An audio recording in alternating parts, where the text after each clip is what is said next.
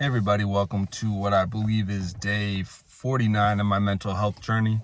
For those of you who aren't aware, basically I document my day-to-day ups and downs with mental health, mainly anxiety, just with the hope of connecting with folks who might be going through similar things, as well as just using this as a platform for people for whom I can't speak to share their stories and hopefully connect with folks who are going through things that they're going through.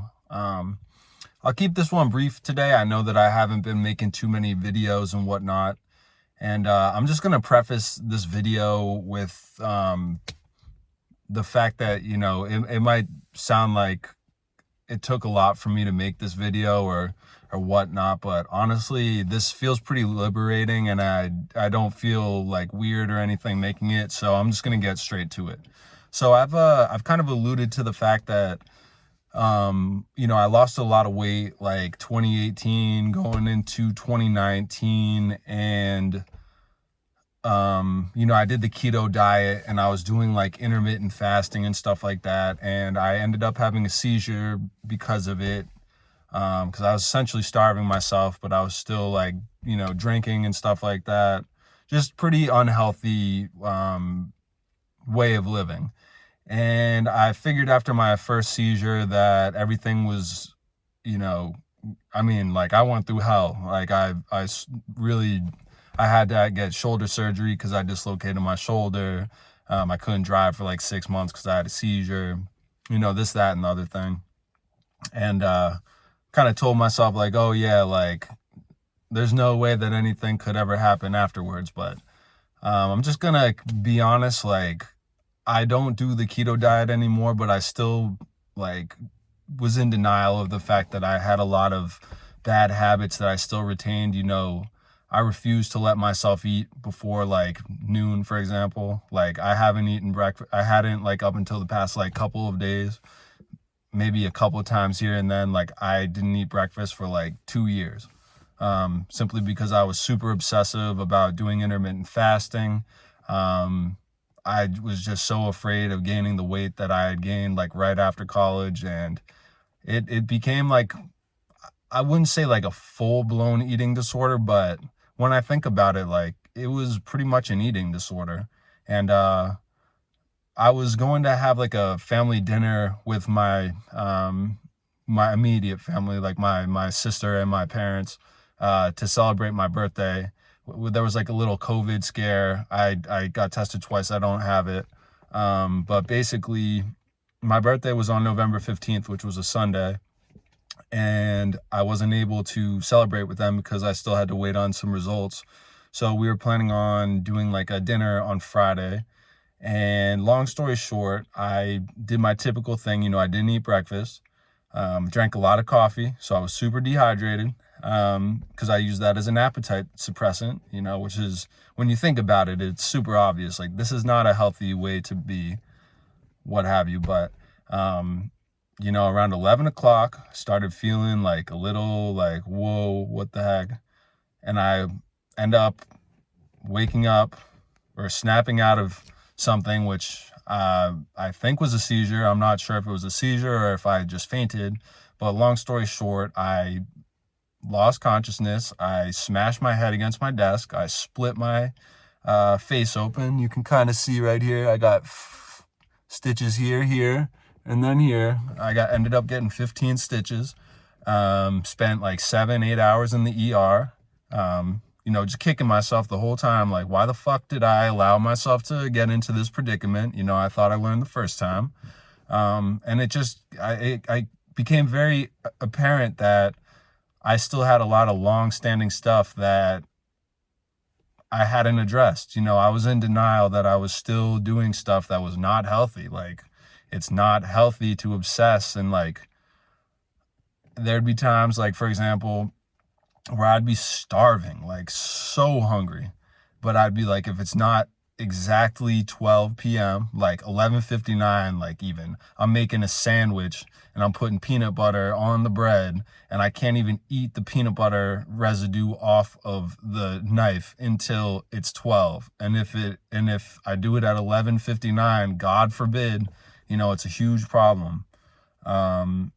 But I just want to let you guys know that like I'm great. I'm eating breakfast again. Like this was the wake up call I needed, but I was just clearly in denial about the fact that I still had a lot of negative things going on in my head, like with the anxiety, with the obsessive nature of my diet. Um, and it was just ironic too, because like my body does very well with carbs. And so it took a seizure for me to realize like it's okay to eat carbs. And then I guess it took another seizure for me to realize that I don't need to intermittent fast every day. Like, but I did it for 2 years obsessively. And when I say obsessively, like all capital letters, even if I was hungover as death and I like needed some food that would probably have made me feel better, or so hungry and like my body was telling me, you have to eat, like, I would just ignore it. And I just want you guys to know, like, this is what happens when you do that type of bullshit. This is what happens. You end up in the ER, you get your face split open. Last time I blew my shoulder out, it took a year of recovery from that. And I still, for whatever reason, like, this is mental illness. This is truly what mental illness is. And, I'm going to be seeing a nutritionist and whatnot. And like, I might see a therapist. I don't know. I feel a lot better now, but like, it should have never gotten to this point. I recognize that like, I want to live to see, I just turned 28. Like, I want to live to see 30. I want to live to see 40. I don't want to put my parents through that. I don't want to put myself through it. But like, in this case, the worst feeling for me wasn't even the physical like discomfort of it. It was the fact that I was putting people who I care about through stuff. Like my roommate, I guess I like knocked on their door and I was super disoriented, and it was just him and his girlfriend. And I don't even know what I said, like, to him, like basically something along the lines of like, I need help. But I don't remember any of it. I'm covered in blood, like I saw my shirt after, like soaked in blood. It looked like I got shot.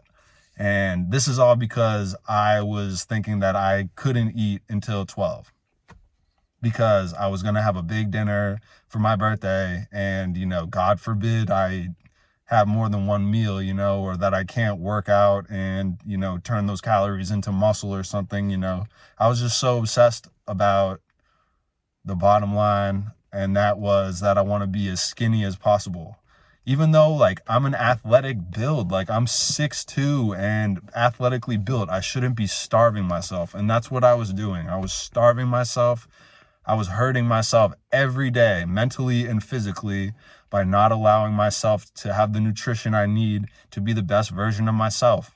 And I just want this to be a lesson for all of you guys. Like this is a few days after the fact. This happened Friday. Like, I'm not going to post any pictures or anything for obvious reasons, but like, I looked terrible. My face was covered in blood. Like, even like when I left the hospital, like 8 hours later, like my face was caked with blood. I had like developed a black eye. It was just horrible. And it just really made me think, like, if I can take this experience and first of all, like, I'm good now. Like, I've hit that, like, I could have died moment 2 times now. And I'm not going back. Like, I love myself and the people around me way too much to do this to myself. And frankly, like, I was letting my body wither away. Like, it's not even going to make me peak performance if I do that anyway. So you guys don't have to worry about me like that. But I just want to let you know that I came to a very hard conclusion, that I was in denial, that I had still been maintaining some terrible practices from, a prior self. And that just because like you have one bad thing happen to you doesn't necessarily mean you fully learned or you fully healed. Like, this is something that you have to work on every single day. And like, I'm going to have to remind myself every day, like, look, it's okay to eat breakfast. It's okay to have carbs. It's not okay to starve yourself. Like, these are things that I'm going to have to tell myself every day in order to remind myself, like, you're not going to get fat again. Like, you don't have to have this fear of rejection or self-hatred or whatever it may be. But like, this is something that I feel like I need to post just because I want you guys to recognize that, like, I'm not some mental health guru that just hops on here and is like, oh, you know, this is what you should do. Like, I want you to know that I go through shit too, and that every day for me, like, I have to wake up and remind myself of like what's worth fighting for. And my mental health and my physical health are two things that are worth fighting for. And I was in denial, but I was setting them both back by having obsessive dieting habits that I developed over a period of time, because I got obsessed with the fact that I was losing a bunch of weight and I felt good about it, but I didn't necessarily think that it could give me a seizure. And I certainly didn't think that it could give me a seizure twice. You know, I'm not 100% sure if I had a seizure, but I mean, like, what's the difference? I don't remember anything. I had to go to the ER. I'm getting my stitches out on Friday.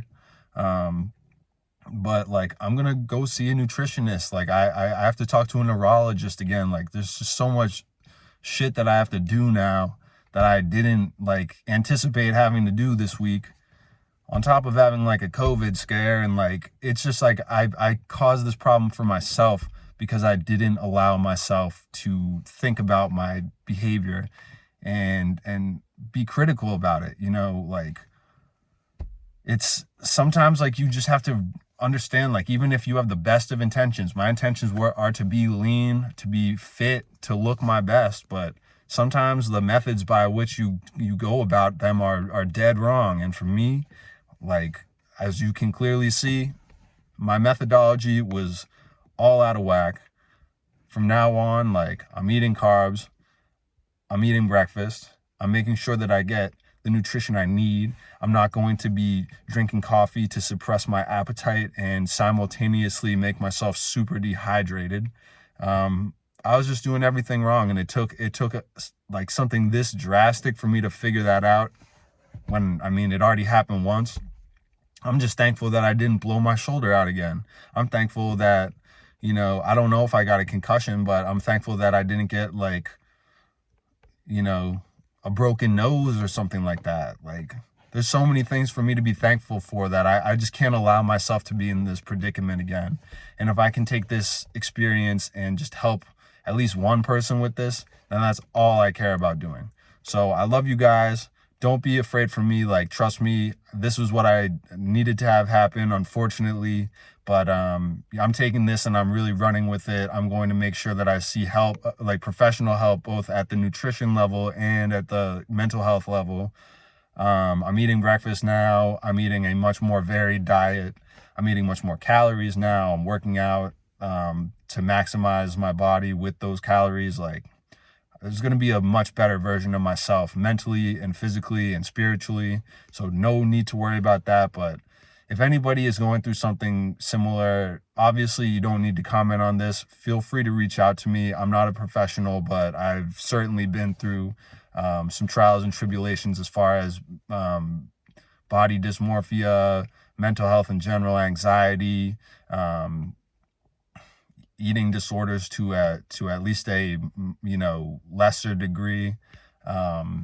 And I just, even if I can point you in the right direction, that's all I care about doing. So I love you guys. I hope that you're having a safe Thanksgiving. I know that it's tough not being able to see extended family and everything with COVID, but just try and hang in there, lean on people to help you kind of get through these tough times. But it's seeming like we're going to get a vaccine that's distributable to the masses, and we'll be able to start living a semi-normal life again, and, you know, be able to have more consistent mental health help, I guess. But anyway, guys, love you. Hope you have a great day. Don't worry about me. I'm just doing this because I need to make this video for myself and for people who might be going through similar stuff.